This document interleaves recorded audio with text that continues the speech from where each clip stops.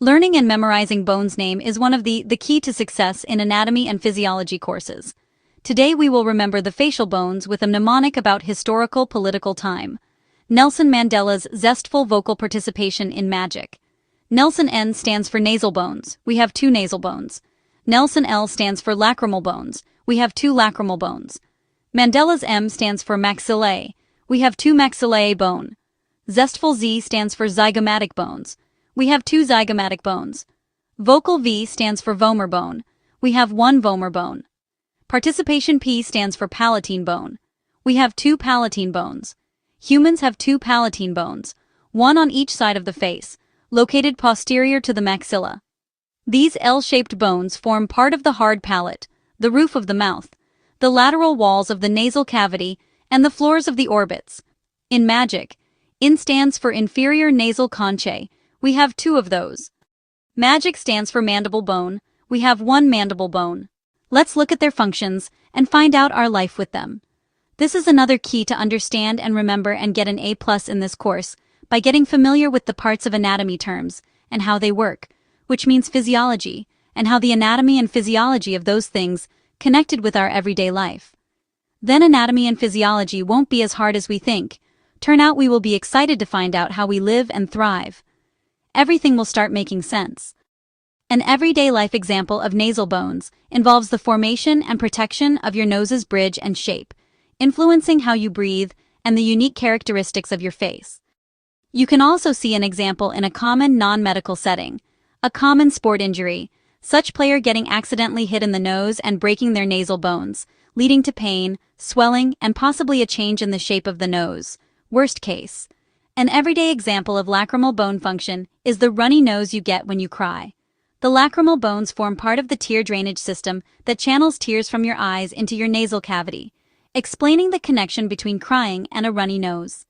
The maxillary bones, which form your upper jaw, are crucial for a number of daily activities, from eating and speaking to breathing and showing emotion. Though you can't see them, their functions are constantly at work. Beauty concerns, facial expressions. The maxilla connects to your cheekbones, zygomatic bones, and other facial bones.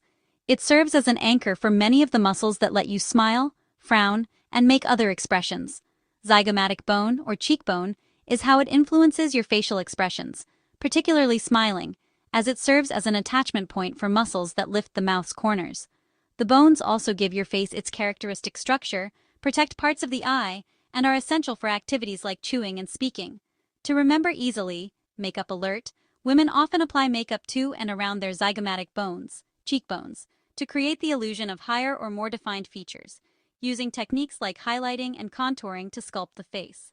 Makeup doesn't change the actual bone structure but creates an effect where light reflects and shadows fall in a way that enhances the natural bone, making the cheeks appear more sculpted and elevated. Vomer bone's function is having a clear nasal airway for breathing and smelling. The vomer, a thin, plow-shaped bone in the middle of your face, forms the lower part of the nasal septum, which divides your nostrils. When the vomer is straight, it allows air to flow smoothly, enabling you to breathe and smell normally.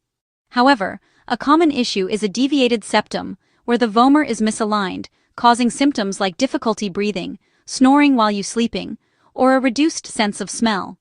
The palatine bones, located at the back of the hard palate, the roof of your mouth, are not visible and perform a passive structural role in everyday life. Eating and swallowing. The palatine bones form the back portion of the hard palate. This bony structure separates the nasal cavity from the oral cavity, which is essential for eating and swallowing. Without this separation, food could be pushed up into your nasal passages as you eat. The hard palate, supported by the palatine bones, is an immobile surface that helps with the formation of certain sounds. When you press your tongue against the roof of your mouth to make consonants like T, D, N, and L, you are using the structure created by the palatine bones. The inferior nasal conchae's function is how they humidify and warm the air you breathe in and protect your lungs from dust and cold air. When you inhale, the mucus-lined bones filter, warm, and add moisture to the air before it reaches your lungs, a crucial process for breathing comfortably and staying healthy. The mandible bone, or lower jaw, is the ability to chew your food and speak clearly.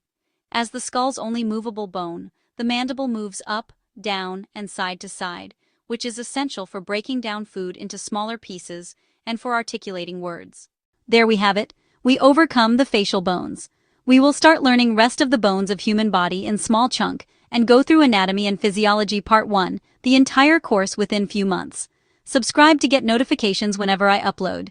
Stay tuned for next upcoming mnemonics and lessons, and stay strong. Good luck to your journey, and you can do it.